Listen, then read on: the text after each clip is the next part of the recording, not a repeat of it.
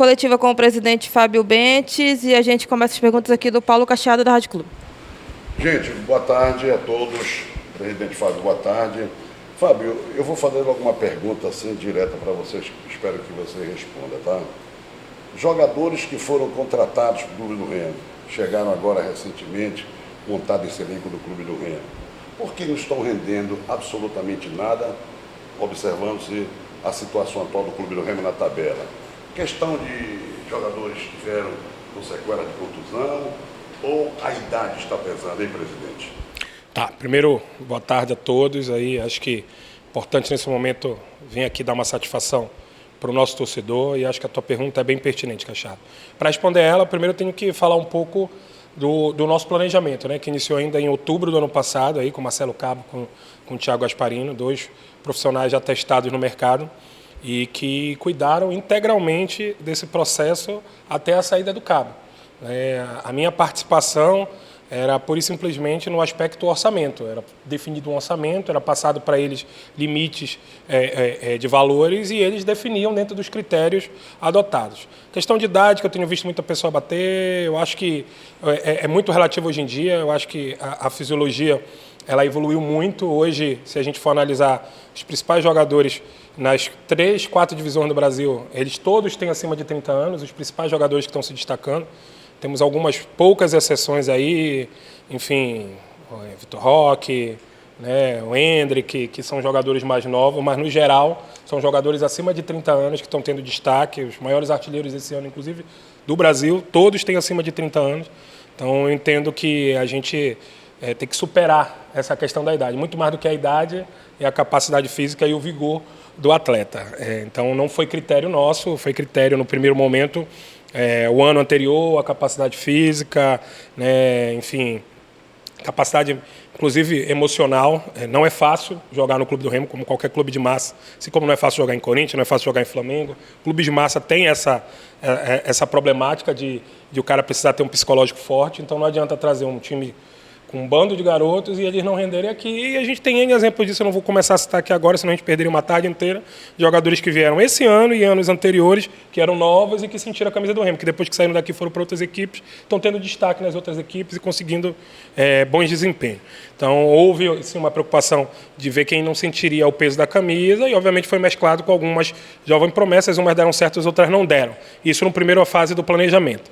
Depois, na segunda fase, acho que o pós-paraense ali, né, que aí se inicia ali mais ou menos após a eliminação do Corinthians, ali, que a gente começa a fazer alguns ajustes no elenco para a continuação do ano, né, visando o Campeonato Brasileiro que já ia iniciar. Aí eu concordo que houveram algumas decepções aí, alguns atletas que vieram e que não renderam aquilo que se esperava. Foram todos atletas escolhidos, avaliados e aprovados pelo nosso executivo de futebol, pelo nosso treinador, Marcelo Cabo, avalizados pela análise de desempenho do clube própria. Então, houve qualquer participação, nem de indicação, de aprovação de nenhum diretor, ao contrário do que a gente vê algumas pessoas reproduzindo para ir para fora.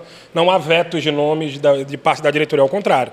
O único empecilho, eventualmente, que aí a diretoria é obrigada a colocar é tempo de contrato, porque nós temos um estatuto que reza que tem que ser dentro de um mandato. Meu mandato vai até novembro. Então, um atleta, obviamente, que queira um contrato de 2 anos, a gente não pode trazer, porque tem esse impedimento estatutário do clube. A exceção disso, não houve nenhum outro veto com relação a nomes ou escolhas. As escolhas foram 100% dos profissionais, que era uma coisa que a gente era muito cobrado. No início da gestão ali, até pela da problemática que o clube vivia, com o ponto de vista de estrutura, havia uma participação maior dos diretores estatutários, em 2019, 2020, né? Mas a partir de 2021 isso foi começando a ser abolido e abolido definitivamente desde o ano passado, né, nesse processo de escolha, né? A nossa participação acaba sendo pura e simplesmente de aprovação de valores, como eu já disse. Então, alguns atletas estão com desempenho abaixo, a gente cobra bastante dos profissionais isso. Depois que o Catalá chegou também vieram alguns outros nomes. É bom que se diga que todos esses nomes que chegaram, ele deu o aval, não necessariamente ele indicou. Indicado por ele mesmo foi o Marcelo e o Rafael Silva, que tinham trabalhado com ele recente, e agora o Renanzinho, né, que também trabalhou com ele no Guarani, mas os outros também foram avalizados por ele, foi trazido pelo executivo e ele avalizou e disse para trazer. Agora, até pelo contexto que estava trabalhando aí na busca de reforço da dificuldade que estava se encontrando, né? O Catalá até brincou numa entrevista que nunca tomou tanto não na vida, foi feito algumas contratações de atletas que não estavam com a condição física adequada, né? Na época, inclusive, me foi colocado essa deficiência, foi colocado que era a alternativa que se tinha. Obviamente que eu ponderei que isso, no imediato, não ia surtir grandes efeitos, mas eles disseram, não, vamos trazer, a gente vai fazer com que eles rendam, vai fazer com que a gente tenha um aproveitamento e vão ajudar aqui o Clube do Remo. Então, houve sim a validação por parte do treinador e do executivo, né, e a gente acatou. Eu acho que uma coisa que é muito dito aí fora é que a gente tem que deixar os profissionais trabalharem, trazer os profissionais e, obviamente, profissionais que tenham o histórico positivo, e eu confio muito no trabalho do treinador. O Catalá é um grande treinador, eu não tenho dúvida que daqui a alguns anos o Catalá vai estar treinando um grande da primeira divisão. Impressionante o potencial de treinamento, de enxergar o jogo, de qualificação que ele tem, mas o momento de contratações que a gente viveu agora recente, realmente não conseguimos qualificar. A gente foi avaliar claramente, tirando algumas exceções, obviamente, mas o grosso dos atletas que estão sendo utilizados estão aí com a gente desde o início da temporada, né? O time principal, principalmente, está aí desde o início da temporada, né? E a gente continua na busca, né? Precisamos qualificar aí o elenco. Acho que ainda é possível a classificação. O foco agora é um jogo de cada vez. Ainda é possível, matematicamente é possível. Mas a gente não está com isso, né, na cabeça. Nosso foco total é o Náutico, é a nossa primeira grande final. Olha, só para ter muitos companheiros aqui, eu vou fazer só mais uma pergunta, tá, Samara? Fábio, todo mundo fica perguntando isso para nós e aproveitamos agora esse momento que você está aqui. O Remo, é verdade, nos últimos anos se reestruturou. Criou o NASP, teve a reabertura do Bainão, tem aí a compra do CT e outros investimentos, né? Diz até que hoje a folha maior da Série C, eu quero até, se você pode me informar isso, chegar a 1 milhão, a 1 milhão e 200 mil reais. O Remo teve uma boa cota milionária na Copa do Brasil, uma cota do campeonato da Copa do Brasil, enfrentando o Corinthians e outros clubes antes do Corinthians. Todo esse dinheiro foi investido em quê? Qual investimento? Você poderia explicar isso, não para mim, para os torcedores? Pois não. Bom, primeiro te dizer, Paulo, que todo mundo que está aqui assistindo a gente hoje lembra qual era a situação do clube há 5 anos atrás. Escapamos ali na penúltima rodada de um rebaixamento iminente. Tínhamos ali um clube que estava devendo aí 4, 5 meses de salário para jogadores, quase 1 ano de salário, aí se somasse todos os anos anteriores para funcionários. Enfim, não tinha onde jogar, porque o Bainão estava fechado, não tinha onde treinar. Havia uma dívida trabalhista até então achada impagável. Essa realidade toda mudou, não deve absolutamente nada para nenhum funcionário, jogador nem atleta.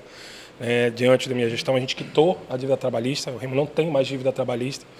É um dos poucos no Brasil que pode bater no peito e dizer eu não devo nada na Justiça do Trabalho. Temos um CT que já é 100% nosso, iniciamos a obra de um campo de futebol no padrão do Bainão, lá. Reformamos toda a parte de vestiário, estamos fazendo um novo NASP lá. Reabrimos nosso estádio com a força da torcida, mas foi por iniciativa da diretoria, a torcida chegou junto e colaborou para que o negócio acontecesse. Fizemos toda a atuação na CBF. Agora, no futebol, que não é uma ciência exata, a gente tem uns altos e baixos, né, Paulo? E de lá para cá, a gente conseguiu multiplicar o orçamento do clube aí, sei lá, mais de 5 vezes. Isso é mérito nosso, inclusive que num período da pandemia, em que não tinha bilheteria, a gente conseguia ainda assim arrecadar e manter o salário em dia. Não teve um único atraso salarial nesses 5 anos. Esse ano não foi diferente. Nós arrecadamos perto de 3 milhões com o jogo do Corinthians, acho que foi a nossa maior renda da história do clube, a maior renda da história do Mangueirão, mas esse dinheiro está sendo todo reinvestido no próprio clube. A cota da Copa do Brasil, por exemplo, foi utilizada para quitar o CT, para pagar a premiação dos funcionários por ter chegado nessa fase e para investimento na estruturação do clube. Nós compramos, por exemplo, um equipamento, chama-se Kaiser, o equipamento custa 100 mil reais, ele faz mais de 3 mil exercícios diferentes, o equipamento todo eletrônico, tu programa e ele faz o exercício programado. Vamos comprar mais um para ter no CT. Então a gente investe muito em estrutura e em equipamento. O restante, fazendo para manter a folha em dia. Você parar para pensar e analisar, for buscar os bordeiros do Clube do Remo na Série C, acho que a exceção do jogo do Figueirense e agora do Paysandu, todos os outros sobrou ali pouco mais de 100 mil reais. Se tu somar os outros jogos todos, não dá metade de uma folha. Então, como é que a gente está conseguindo manter a folha em dia? É com esse dinheiro que foi arrecadado. Eu ainda tenho recurso em caixa para a folha do início de agosto e já estou trabalhando para a folha de início de setembro, para não ter problema de atraso. Uma folha de R$1 milhão, é verdade. Não sei se é maior da Série C, porque eu não tenho acesso à folha dos outros clubes, mas seguramente é uma das 4, 5 maiores. Isso eu não tenho dúvida, né? E a gente tem mantido em dia. Enfim, se for buscar rápido a notícia aí, muitos dos nossos adversários na competição, inclusive, estão trazendo salário. Isso sempre foi uma prioridade da nossa gestão e o dinheiro está sendo utilizado para isso. Bom que se diga, Paulo, que, ao contrário também que eu já vi especulações por aí, eu tenho todas as minhas prestações de contas aprovadas e publicadas no site. Qualquer torcedor que esteja me ouvindo, entra aí, clubedoremo.com.br, está tudo publicado lá.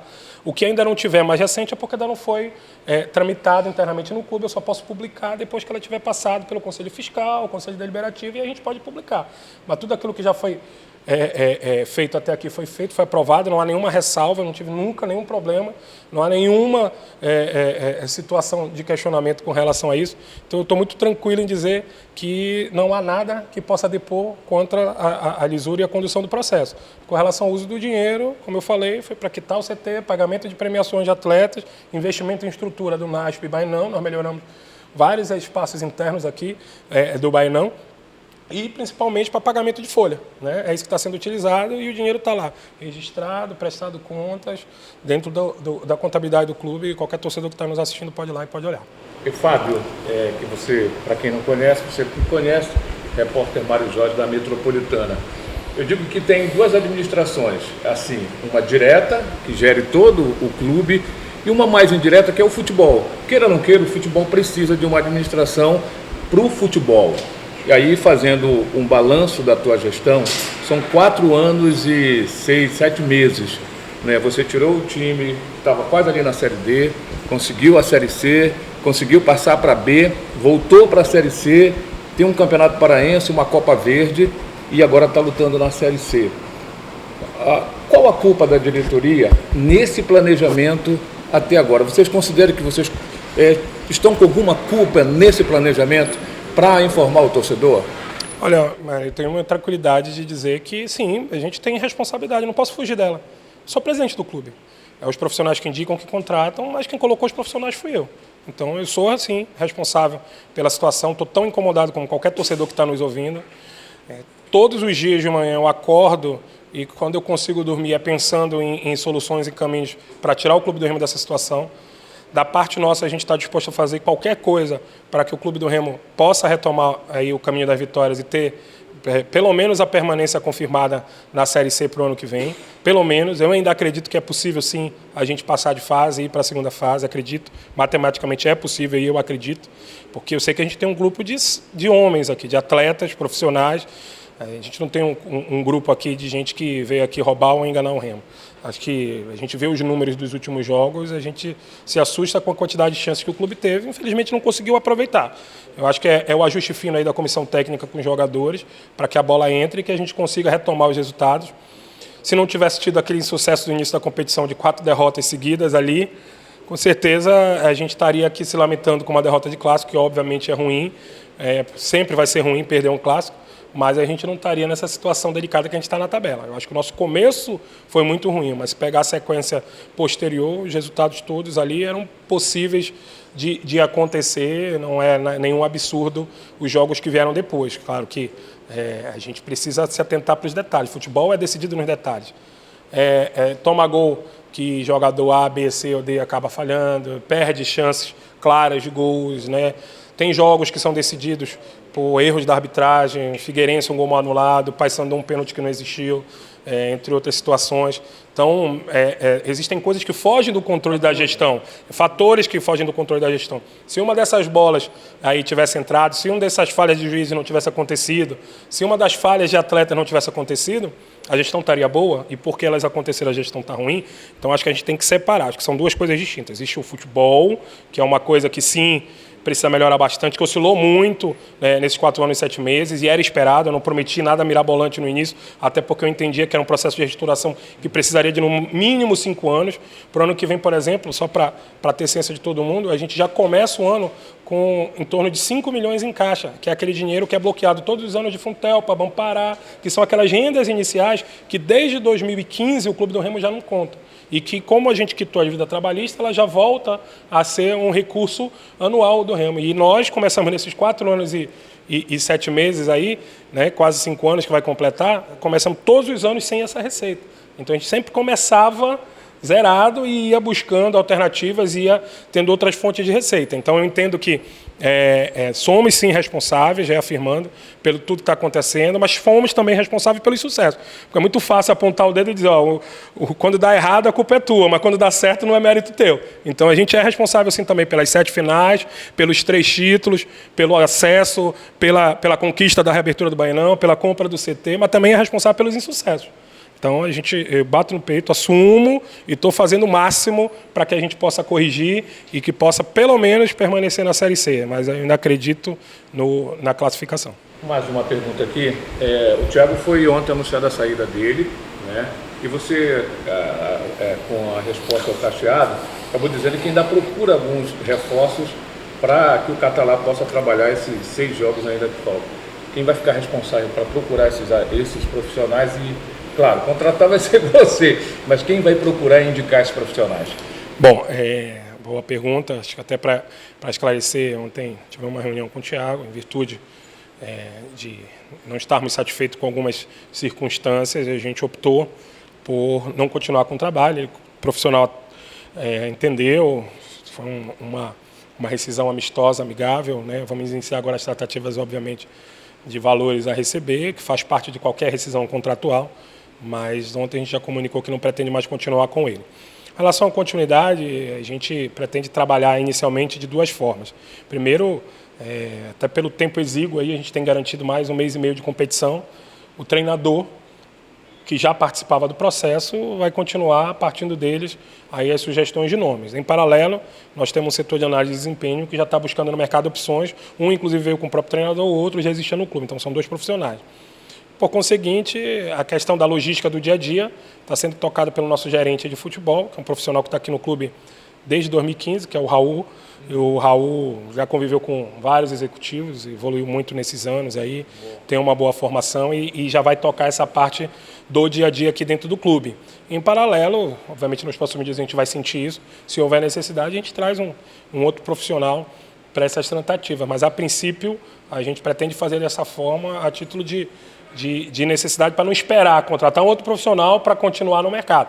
Haviam algumas negociações já em andamentos, elas já foram assumidas imediatamente por esses profissionais que eu citei e novas possibilidades eles já vão tocar também daqui para frente. O importante agora é a gente correr contra o tempo aí para tentar acelerar o máximo possível esse reforço, levando em consideração, inclusive, que nós perdemos hoje talvez um dos nossos principais jogadores, que foi o Pedro Vido, né? E já era uma posição que a gente tinha como deficiente, que é as pontas, né? E a gente ainda perde o principal jogador para esse ano, né? Pedro Vitor, para esse ano, não deve mais jogar. Presidente, Luiz Guilherme, oliberal.com. Presidente, o técnico Ricardo Catalá disse na última entrevista que o Remo tem baixo poder de convencimento para atrair jogadores nesse momento. Você concorda com isso? Se sim, o que de repente contribui para isso? Eu concordo, não é o Remo, né? Porque não é o Remo uma instituição que trata com ninguém. Eram os profissionais que estavam tratando com os atletas e não estavam tendo a capacidade de convencê-los a vir para o Clube do Remo. Hoje o Clube do Remo é gigante. Teve alguns atletas que a gente abordou, que a gente ofereceu valores significativos e que optaram por ir para outras equipes. Por quê? Eu acho que é mais fácil, assim, sendo muito honesto contigo, eu queria ouvir 2 atletas por que eles optaram, né? Mas, infelizmente, isso aconteceu. Eu concordo com ele. As pessoas que estavam tratando em nome do Clube do Remo que não tiveram capacidade de convencimento. Acho que passa também um pouco, para ser justo, por aquilo que eu falei ainda há pouco de tempo de contrato. Hoje o jogador ele quer a segurança. Às vezes ele nem quer um salário maior imediato, mas por poucos meses. Eu poderia contratar até outubro, novembro. Né? Mas o cara prefere 2 anos de contrato, mas ganhando um pouco menos. Acho que em algumas circunstâncias passa por isso. Mas não sei se todos os casos foram a mesma situação. Só para encerrar aqui. Nesse momento de crise, às vezes começam a se especular muitas coisas, né, sobre bastidores do clube. E dentro desse período, tem saído também, tem se especulado de que o técnico Ricardo Catalá teria permanecido graças ao pedido de alguns jogadores considerados assim, os mais experientes do grupo. O que você tem a dizer sobre o clima no grupo? Você garante que está um clima bom entre os jogadores e a comissão técnica? Olha, sendo bem honesto contigo, não houve essa conversa de jogadores pedindo para ficar, até porque não havia intenção de sair. Acho que talvez se houvesse a intenção de retirá-lo, obviamente, se os jogadores ponderassem, a gente ia conversar e entender o porquê. Acho que o momento agora é de unidade. E eu posso te garantir que, diferente de 2021, e felizmente a gente só tomou conhecimento do que estava acontecendo em 2021 depois do campeonato, foi uma falha. Alguns atletas, inclusive, eu já conversei sobre isso, alguns remanescentes daquele ano, que aquilo não poderia ter acontecido, que se havia uma divisão era para ter sido avisado logo para que pudessem ser feitas as intervenções. Diferente disso, a gente não sente isso agora. Acho que a gente tem um grupo aí que quer muito que dê certo, né, no geral. Tem alguns jogadores que estão rendendo abaixo, que a gente, obviamente, está cobrando para que eles possam render aquilo que eles foram trazidos e aquilo que eles recebem para isso. Acho que teve um tempo que se dizia aqui que o Remo fingia que pagava e o jogador fingia que jogava. Agora não tem quem finja que paga, então tem que jogar. Entendeu? Agora é pago, e é pago bem, é premiação alta todos os jogos, é salário em dia, é recompensa por resultado. Somar tudo que eles ganharam de premiação esse ano, dá mais de 1,5 milhão, somando todas as conquistas que aconteceram. Só de premiação para dividir entre os atletas. Então é mais de uma folha a mais, só em premiação que eles ganharam, e o critério de divisão tem uma equação de quem joga mais, quem é titular, quem é reserva, enfim, quem não é relacionado, mas até o porteiro leva. Todo mundo leva opinião. Nossa Samara aqui ganha todas as vezes, pinga lá o percentual dela lá para também ser recompensado, que eu acho justo, porque um clube não é só o que está acontecendo ali nas 4 linhas, né? Acho que todo mundo tem a sua parcela de participação, mas sendo bem objetivo em cima do que tu perguntaste, eu realmente... não houve essa conversa de jogadores pedindo para ficar, até porque não havia a intenção do clube em tirar. A gente vê o desempenho, obviamente que o resultado é o que mais importa no futebol. Vou ser honesto aqui. A gente quer ganhar, jogando bem ou mal a gente quer ganhar, esse é o objetivo. Mas para a gente avaliar um trabalho no treinador, a gente tem que ver como o time está se comportando e está rendendo. E a gente vê que o clube está produzindo. Aí, a partir do momento que tu opta por trocar, é porque, na minha visão, o clube não está rendendo, não está mostrando alternativa de jogo, ou ele perdeu o grupo e perdeu o elenco. Eu não vejo nenhuma coisa ou outra. Não vejo ele tendo perdido o grupo e o elenco, ao contrário. Eu vejo, sim, eles muito fechados, e talvez, por estarem muito fechados, tenha passado essa informação para fora de uma forma diferente, que não houve o pedido para ficar, mas também não houve o pedido para sair, ao contrário. Está todo mundo fechado e convencido que ele tem feito um bom trabalho.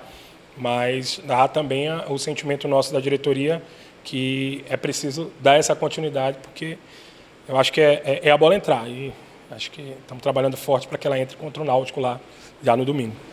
Boa tarde. O ano passado, após a eliminação, tu falaste na entrevista coletiva que o Remo talvez precisasse de jogadores mais guerreiros e talvez menos técnicos. Esse ano a gente percebe um elenco bem parecido com o do ano passado, com opções de jogadores ali, muitos meio-campistas, por exemplo, o Matheus Galdesano, que é um cara que tem muita técnica e fisicamente tem alguns problemas. Na sua visão, o Remo conseguiu mudar esse foco das contratações? E se não, por quê? Olha, eu acho que, por exemplo, citaste o exemplo do Galdesano, infelizmente ele machucou e não deu nem tempo de ver muito ele. A gente teve ele por 1,5 mês, né?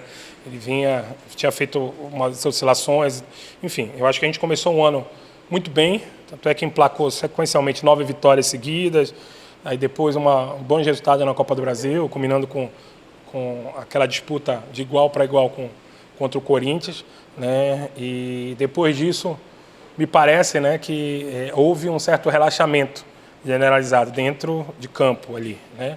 E aí a gente emendou uma sequência de resultados ruins. Alguns jogadores caíram individualmente, isso a gente acaba não tendo controle, né, sobre a questão individual. Alguns jogadores tinham entregado muito nesses primeiros meses, até abril, em maio tiveram uma queda. Alguns já conseguiram se recuperar e estão voltando a fazer boas partidas, outros não. Outros continuam em descendência e não estão mais ajudando a gente. Acho que essa queda individual ela atrapalhou um pouco esse processo. Em paralelo, eu acho que a gente não conseguiu aquelas reposições que são importantes, aquela qualificação do elenco que a gente falava, que é sempre feita dentro do estadual e o Campeonato Brasileiro. As peças que vieram, elas não conseguiram qualificar como a gente gostaria. Acho que essa observação de mais guerreiros, menos guerreiros, ela não cabe. Acho que a gente tem um time que luta bastante. A gente viu no clássico aí, não foi falta de luta, não foi falta de entrega. Tivemos bastante chances ali de empatar o jogo, né? Várias, inclusive, perdemos um pênalti, por exemplo, né? E tivemos outras chances ali na frente do gol que a gente podia ter tido melhor sorte. Mas acho que falta aí algumas opções no grupo para que a gente consiga mudar uma partida. Essa partida está difícil de jogar pelo meio, precisamos ter aquele cara mais agudo, que ataque profundidade. Não, temos uma opção? Temos. Então é esse aqui. Não temos. Não, precisamos aqui fortalecer o meio, fechar aqui. Então, enfim, então essas alternativas de jogo que são naturais em qualquer elenco, acho que faltaram, né, nessa pós, e acho que isso que está atrapalhando. Mas não acho que é falta de entrega, né? Quando fala o time guerreiro, é aquele time que se entrega, que luta, que busca e tal. Não acho. Acho que teve um período que faltou um pouco isso, que foi nesse período do início do Campeonato Brasileiro, ali combinando com o pós-Corinthians ali. Faltou. Mas depois o time conseguiu reencontrar. A chegada do Catalá contribuiu muito para isso e resgatou essa essência, essa característica que vinha com a equipe até então. Fábio, aqui, rapidinho, aqui estou o Nixon Melo do Globo Esporte. Eu queria te perguntar de novo a questão dos executivos. A gente teve o Thiago Alves, o Ney Pandolfo e agora o Gasparini. Então, como é que tu avalia esse trabalho? Foi realmente nessa posição, nesse cargo, os problemas do Remo, a questão de até elenco mesmo, desses últimos anos? Bom, vamos lá. Vou buscar o histórico aí, né? Primeiro ano foi o Luciano Mancha, que era um executivo que estava habituado a montar bons times competitivos com pouco orçamento. A gente foi buscar aquilo que a gente podia. No primeiro ano, meu primeiro orçamento foi R$250 mil. Então, eu não podia trazer um executivo que estava acostumado a contratar jogadores caros. Eu precisava trazer alguém dessa forma. O Mancha já tinha subido com o Campinense, com o Sampaio, com várias outras equipes. Era um cara que conhecia bem o mercado do Nordeste. E dentro daquilo que se propôs, eu acho que fez um bom papel. Porque o Remo perdeu a classificação para a segunda fase no último minuto, naquele gol lá do Juventude, lá, né, lá do Ipiranga contra o Juventude, obrigado, do Ipiranga contra o Juventude, ali no último minuto lá no Sul, né, que até hoje é estranho demais aquilo, né? E, enfim, então a gente era um time de R$250 mil que poderia ter passado para a segunda fase. Então acho que foi exitosa para a proposta daquele momento. No outro ano, nós trouxemos o Carlos Quila, que também tem uma rodagem fantástica, tendo participado de Libertadores, Série A, dezenas de acessos na carreira. E foi o executivo que montou um time um pouco melhor, 400 mil, depois terminou o ano com 500 mil, que conseguimos o acesso para a Série B. Então, acho que foi uma experiência extremamente exitosa também com o Carlos Quila pelo resultado que a gente alcançou. No ano seguinte, nós pegamos o Thiago Alves, um cara em ascensão, que já tinha tido experiência de Série B pelo Macaé lá atrás, e estava no mercado ali de Rio São Paulo, tinha bons relacionamentos, era o executivo, né? Eu vou trabalhar como executivo nessa nomenclatura, mas era o executivo da base da CBF, ele fazia aquele trabalho de administração das bases, então ele conhecia muitos atletas, clubes, a gente jogou que era uma boa oportunidade ali, né? Thiago, um cara sensacional, não tenho o que falar dele no dia a dia, mas talvez ali naquele ano a gente tenha feito algumas apostas ali que não concretizaram como a gente esperava para a Série B. Não sei se ali foi falta de atleta, acho que foi mais a divisão do elenco, porque teve um momento da competição que a gente chegou a estar em oitavo ali, né? Saiu de último quando o Felipe Conceição chegou a estar em oitavo, e ali naquele momento a gente tinha tudo para se consolidar, tinha 90 e poucos % de chance de não cair. Eu acho que foi muito mais divisão do que nomes. Em 2022, com o Ney, acho que a gente pecou um pouco na característica dos jogadores, que foi isso que eu fiz na avaliação do ano passado. E esse ano eu acho que a gente teve dois momentos, só para fazer o histórico, como tu pediste. O primeiro momento, muito positivo, acho que a nossa montagem inicial do elenco foi muito boa, mas na hora daquelas trocas, aqui não rendeu, aqui vai render, esse jogador aqui machucou, né? Ou esse daqui, a gente precisa ter uma opção aqui, uma alternativa, aí foram muito ruins, e a gente acabou tendo um prejuízo grande por conta disso. Mas se for analisar o elenco que começou o ano, e no momento que a gente chegou ali, eu acho que o ápice desse elenco foi aquele jogo em Belém, com o Corinthians, que a gente saiu vitorioso ali, o Remo era cantado em verso e prosa nacionalmente. Mesmo depois da eliminação, tu visse qualquer programa nacional, era destacado. As peças, a forma como jogava, as características do elenco, né? Como o time conseguia defender e criar alternativas. Mas, infelizmente, ali depois dali se perdeu. Então, e aí, nessas reposições, eu acho que houve falhas, sim, né? E, portanto, a opção tem relação com isso. A opção de não continuar com o trabalho. Fábio Alexandre Alencar, Portal Roma News e Roma FM.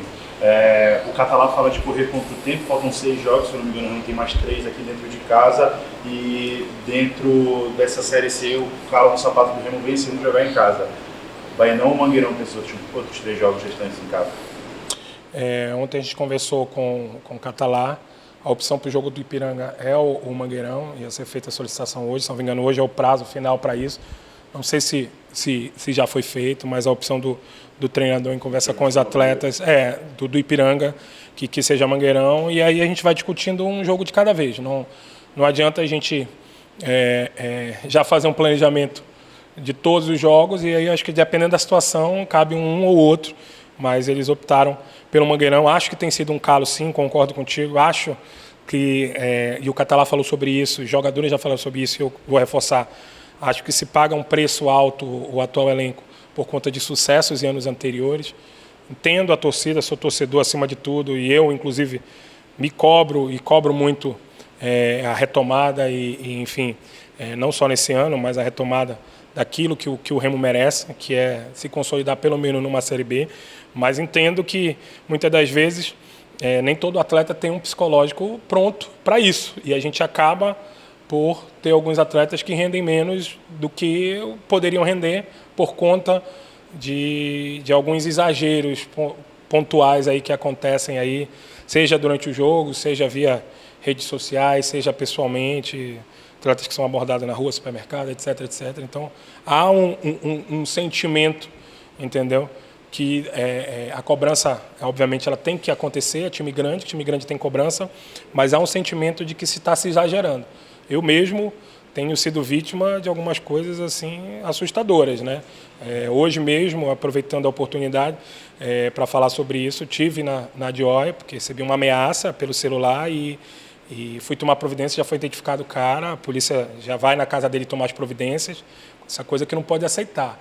Além disso, exposição da minha vida pessoal, familiar, tá uma coisa assim gigantesca, absurda, coisa que não tem relação com o Clube do Remo, não é a minha vida pessoal que vai fazer o clube ir bem ou mal. Acho que tem que ser avaliado pelo aquilo que eu faço no Remo. Quer criticar os fracos resultados esportivos recentes, critica, quer criticar a gestão, critica, mas respeita a vida de cada um, porque isso não é correto. Não é assim que se vai resolver o problema do clube, e muito menos é assim que se age quando se quer criticar ou questionar. Isso interfere, sim, em uma série de coisas, interfere com pessoas que não têm nada a ver com isso.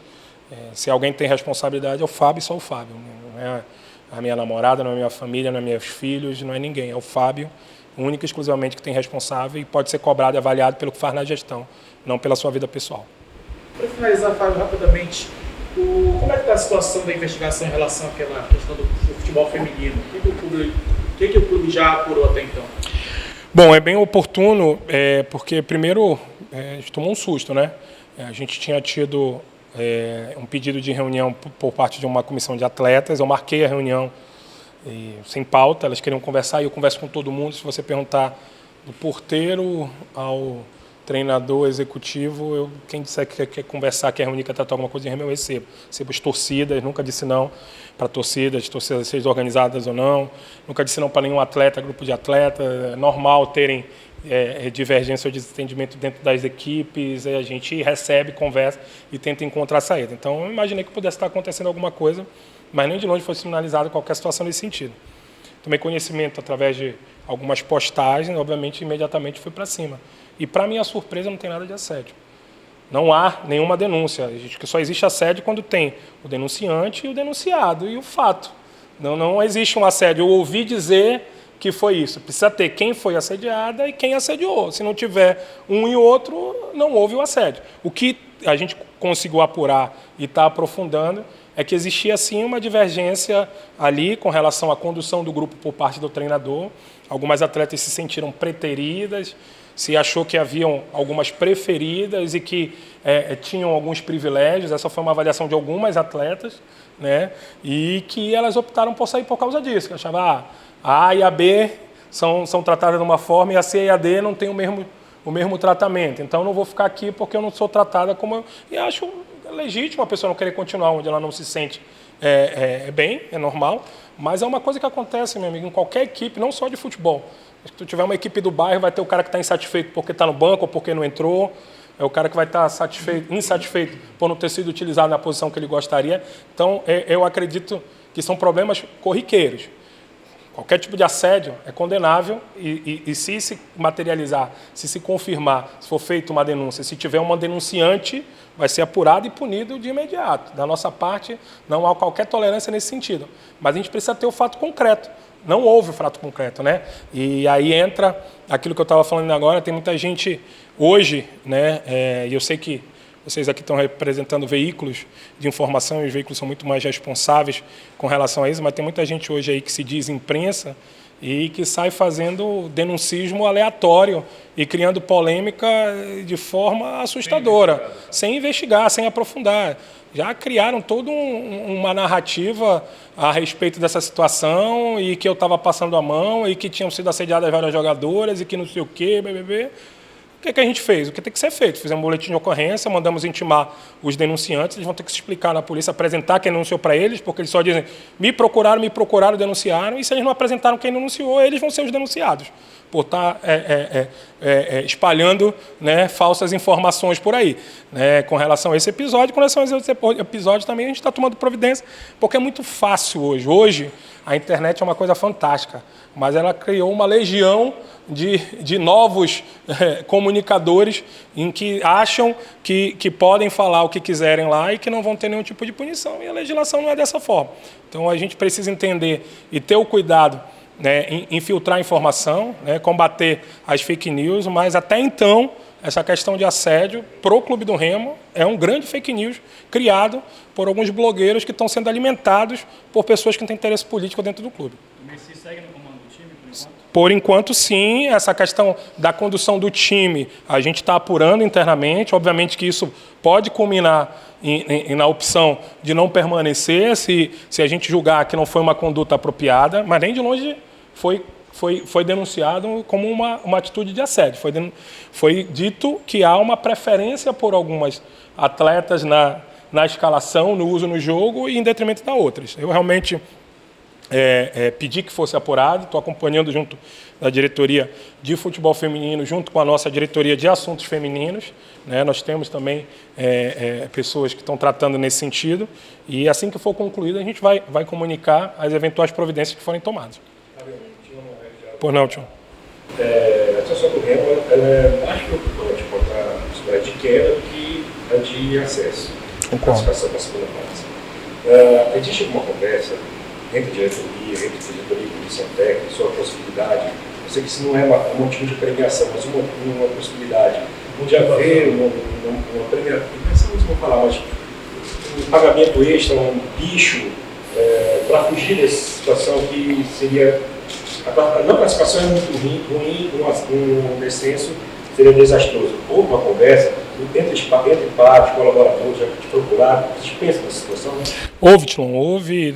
A gente, quando começou o campeonato, a gente viu uma premiação por jogo, né, por pontos, né, que seriam resgatados no final com a classificação. A exemplo do que aconteceu em 2020 com o Êxito.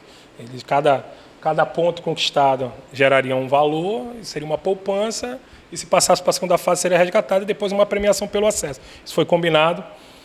Na segunda ou na terceira rodada veio um pleito de premiação por jogo. A gente adotou essa premiação por jogo, obviamente associada às vitórias, única e exclusivamente às vitórias. Né? E de lá para cá a gente tem premiados as vitórias com valores imediatos. É o famoso bicho molhado. Né? No outro dia, depois do jogo, ele já recebe o dinheiro e já utiliza da melhor forma. Nessa sequência de próximos jogos, a gente já tem algumas metas estabelecidas, obviamente que é jogo a jogo.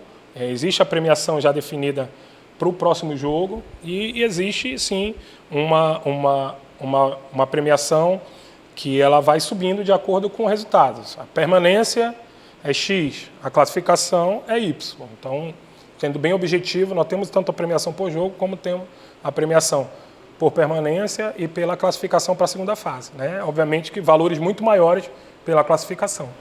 Fábio, você falou do investimento no CT, falou agora de uma nova empresa que já está investindo no CT, e o que a gente vê em clubes de outros estados, de outras praças, que eles têm até um analista de desempenho para captar jogadores para investir no clube. O clube já pensa em fazer isso, até porque o torcedor sempre cobra. Cadê o Canu? Cadê o Ricardinho? Cadê o Ronald? Enfim, como é que está sendo esse trabalho da diretoria já visando isso também? Olha, Mário, eu acredito que o caminho para o Clube do Remo é, sim, cada vez mais investir em estrutura para que a gente possa formar bons jogadores. Infelizmente, a gente não está podendo aproveitar tanto os atletas que são formados aqui, uma série de fatores, obviamente que no final das contas a decisão é do treinador entre escalar ou não, mas os atletas nossos aqui eles têm algumas deficiências de preparação. Começa pela estrutura de treinamento, que sempre foi muito precária, que hoje está melhorando, que a gente já está vendo a turma que vai subir vindo muito melhor preparada, com um porte melhor, com uma capacidade física melhor, com mais força. Então eu acredito aí que o nosso Sub-17, que vai vir por aí pela frente, né, quando chegar em condição profissional, dali vai tirar bons valores para serem utilizados aí pelo próprio Clube do Remo e quem sabe até algumas negociações. Esse Sub-17 que a gente já vem há alguns anos preparando e qualificando. Em paralelo tem a questão da fisiologia do atleta, acompanhamento nutricional, suplementação, desenvolvimento. Cada atleta é um atleta, não adianta pegar todo mundo e fazer o mesmo treino. E hoje o Clube do Remo já trata cada atleta de forma diferenciada, inclusive fornecendo para aqueles que têm maior potencial suplementação para que ele possa fazer no clube e fora. Além disso, em paralelo a isso, a gente entende também que é preciso ter mais jogos, né? Hoje, a grande deficiência do nosso futebol, e esse ano já é um embrião disso que a federação tem trabalhado com essa criação dessa Copa Pará, né? Ainda não é o Campeonato Paraense, o Remo está na final da Copa Pará Sub-20 contra a Ponte Nova, e no segundo semestre vai ter o Campeonato Paraense. Então, a gente já vai aí praticamente multiplicar o número de jogos no ano. Um atleta de uma divisão de base do Clube do Remo fazia uma média de 8 a 10 jogos por ano. Isso é nada, né? Pode treinar todos os dias, mas se tu não jogar, tu não consegue desenvolver atleta. É a temperatura e pressão de um jogo que desenvolve bons atletas. Não adianta só treinar se não jogar. E aí o que a gente fazia? A gente inscrevia o Remo em competições amadoras, Copa União, Copa não sei das quantas, viajava para interior, fazia mais jogos amistosos, torneios amigáveis, enfim. A gente tentava criar alternativa para que ele pudesse desenvolver. Só para comparar, um time de Rio, São Paulo, Minas, ali no eixo, faz pelo menos 40 partidas ano. Então, tu tem uma avaliação. Um Ronald, quando chegou no profissional, tinha feito a carreira toda dele 40 jogos, na carreira inteira, coisa que um jogador de um time desse faz em um ano, ele fez na carreira toda dele, 40 jogos oficiais. Então, essa diferença pesa muito na hora da gente utilizar. Mas eu acredito que agora, com melhor estrutura, e com o investimento que está sendo feito, e com a visão diferente, eu acho que daqui a uns 2, 3 anos a gente vai ter gratas surpresas aí no time profissional. O Remo perdeu um elo importante nesse processo, que é o executivo de futebol. Hoje em dia, o futebol, esse personagem é muito importante. O Catalá tem uma missão muito grande, que é comandar o time nesses jogos. Então, eu tenho 6 jogos. Como você falou, o poder de convencimento menor. Jogadores querem ou muito dinheiro ou um contrato mais longo, que não dá para fazer agora para fazer no final de temporada. Pode ser no final de temporada, desculpa. O Remo vai contratar alguém para fazer possíveis esses jogos, ou vai investir, vai priorizar o elenco que tem aqui, porque fica sempre essa especulação. Pensa realmente em contratar, ou você, com esse elenco que daí vai até o final, fez da primeira fase, aí pensar em procurar reforços pontuais. Não, a gente precisa contratar, né? A gente não só pensa como precisa. A perda do Pedro Vitor, que vinha se destacando, mais ainda se agravou. Tem a chegada do Renanzinho, mas existe ainda aí a carência de pelo menos mais 1 ou 2 jogadores de lado para suprir a necessidade imediata, né? Isso é uma demanda do treinador. O clube já estava no mercado, então assim, o que estava em andamento já vai ser continuado. O próprio treinador sugeriu alguns nomes, que é natural, né? Até nesse momento que ele busca aqueles atletas que ele já conhece mais ou que já tiveram oportunidade de trabalhar com ele. As tratativas já estão sendo conduzidas, como eu citei ainda há pouco, pelo próprio clube. Nós temos um gerente de futebol que está, desde 2015, está há 8 anos aí, trabalhando e auxiliando os executivos todos que passaram, então ele já tem um aprendizado, que é o Raul. E aí a gente vai, obviamente, avaliar todos os detalhes dos nomes através do nosso setor de análise de desempenho. Vai dar um pouquinho mais de trabalho no imediato, mas vai ser dessa forma. Vamos trazer um novo executivo ou não? Eu não posso te garantir isso agora. A gente vai sentir aí o andamento aí nos próximos 2, 3 dias aí Se as coisas andarem como a gente acha que pode andar, eu não vejo necessidade de trazer um contrato, tá sendo feito. Não vejo necessidade de fazer um contrato aí para 1 mês e meio, que é o que a gente tem garantido, né? Adianta trazer um profissional para ficar 1 mês e meio só para fazer 2 ou 3 contratações, que também não deve ser mais do que isso. Não tem como trazer mais do que isso, entendeu? Então, eu acredito que possa ser resolvido da forma como eu listei, com o envolvimento desses profissionais. Setor de análise de desempenho, gerência de futebol e treinador, entendeu? Essa tríade aí que deve funcionar. A gente perde um elo, provisoriamente que é o executivo, mas já tinha sido startado e iniciado vários processos que a gente vai dar continuidade, e se surgir alguma outra oportunidade, esse elo vai fazer a avaliação e as tratativas. E Fábio, caso o Remo não consiga a classificação, isto a gente vai saber agora no final de agosto. A partir de setembro, qual é o que você pensa em fazer, Fábio? Paulo, assim, futebol não tendo mais calendário, obviamente é cuidar do clube, né? A gente tem um clube de muito mais do que um time de futebol, né? Acho que até novembro é o meu mandato, né? Finalizar todas as frentes no clube, cuidar dos outros setores, caso não passe, mas eu volto a dizer, eu ainda acredito que é possível a gente passar e seguir no calendário. Fábio, sobre essa questão de ameaças, né, foi após o clássico, e você também teve uma ocorrência de 2019, você pode explicar para a gente? Essa ocorrência foi em 2019 contra um torcedor do Paysandu que gravou um vídeo e disse que onde me encontrasse ia me pegar, e enfim, entrei com o procedimento demorado, porque é um procedimento civil, mas ele foi condenado agora a 6 meses de prisão, que como ele é réu primário podem ser convertidos em trabalhos comunitários, vai ter que me pagar uma indenização de R$200 mil e vai ficar, infelizmente, com o nome sujo. Após a condenação, ele já saiu postando um monte de coisa, nós já representamos novamente, pedindo agravamento da pena por reincidência, e aí o juiz vai avaliar e vai dizer o que é que vai fazer. Além disso, houve essa questão da ameaça, acho que, enfim, reclamações, ofensas, xingamentos, sendo muito honesto com vocês, acho que fazem parte do futebol. Quando tu escolhe vir para um clube de massa, tu sabe que está sujeito a isso. Mas eu acho que existe um limiar de respeito. Exatamente. Se atenha a questões da minha escolha enquanto presidente do Remo. Gestão, futebol. Mexeu com a vida pessoal, eu tomo providência.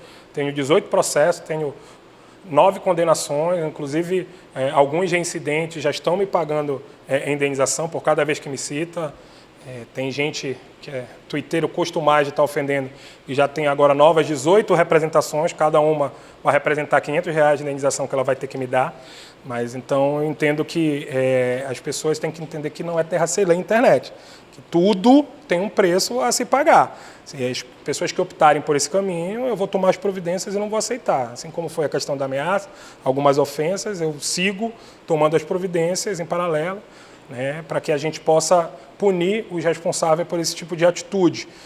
Mais uma vez, quer criticar o time, quer criticar o Fábio enquanto presidente, fique à vontade, porque faz parte da minha função. Não tenho nenhum tipo de restrição com relação a isso, até porque acho que está no direito do torcedor fazer. Aproveitando também a questão de estrutura, como perguntou, já tem a estruturação do CT, a gente pensa também no ampliação e modernização do Bainão, e também a questão da Volt, né? Lança nova camisa, pensa em renovar contrato, como é que é isso? Bom, Diego, com relação à questão do CT, a gente já vem agora evoluindo a questão estrutural lá, já iniciamos um campo do zero, que vai ser no mesmo padrão do Bainão, com drenagem profissional, irrigação, grama com a mesma qualidade, né? Vamos fazer a plantação da mesma forma que foi feita no Mangueirão, a partir de sprig, que são mutinhas, é o que tem tido o melhor resultado, é mais demorado, leva de 3 a 4 meses, mas é o que tem tido o melhor resultado no mercado. Em paralelo a isso, nós estamos estruturando um novo NASP lá. No Bainão, a gente tem um grupo estudando a possibilidade de construção da Mercedes ali, algo que aumentar mais em torno de 4 a 5 mil lugares ali para o Clube do Remo. A ideia é que seja esse grupo de investidores, eles financiem a obra e sejam sócios do clube por um período para que eles possam recuperar o capital deles, acrescido, obviamente, de uma remuneração por terem feito um investimento. Então, isso já está bem avançado, a gente está na fase de construção do projeto e, quando concluído, a gente vai vir a público para informar. Eu acredito que até o final da gestão a gente consiga concluir e lançar esse projeto, né, para todo torcedor, para que isso possa ser feito aí até até o ano que vem, né? Para a próxima gestão já possa usufruir do mainão maior e mais estruturado. Paralelo a isso, obviamente, a gente segue investindo na sede social, houve várias melhorias ali, né? A gente está querendo finalizar também a gestão com um projeto de resgate dos nossos troféus que estão guardados e que não tem mais uma área de exposição. A gente deve fazer uma galeria ali para que possa ser expostos ali as centenas de troféus do Clube do Remo, de todos os esportes que estão guardados ali em cima e que não estão acessíveis ao torcedor. Fábio, 2 semanas para a janela de transferências fechar, Pablo Roberto vai ficar no Clube do Remo? Existe alguma outra saída planejada nessa reta final da Série C? Bom, o Pablo, enfim, existe uma série de sondagens sendo feitas. Eu tomei conhecimento pelo Vila Nova ontem de uma proposta que tinha chegado para o Vila Nova para que o Pablo Roberto pudesse ser vendido. Nós estamos avaliando, o Clube do Remo tem a preferência. Se o Remo quiser, é possível que o Remo pague o valor e fique com o atleta em definitivo. Eu não posso falar porque ela foi feita por Vila Nova. Eu acho que se o Vila Nova quiser falar sobre os valores, aí ele fica à vontade, mas até seria antiético eu falar de uma proposta que foi feita para um outro clube, né? Então, enfim, se o Vila Nova quiser se manifestar, ele se manifesta, né? Mas eu evito falar até de quem é a proposta e quanto é por questões éticas. Não, para fora, não é nenhum time nacional. E o Pablo, enfim, recebeu essa proposta, né? O Vila Nova recebeu essa proposta e o clube está avaliando essa situação. Caso a gente opte por não cobrir a proposta ou não consiga cobrir, né, a gente tem direito a 20%. Então, a gente está respaldado. O prazo contratual é de 72 horas para a gente dar uma posição. Não para pagar, mas para dar uma posição se a gente quer ou não exercer o direito de preferência, né?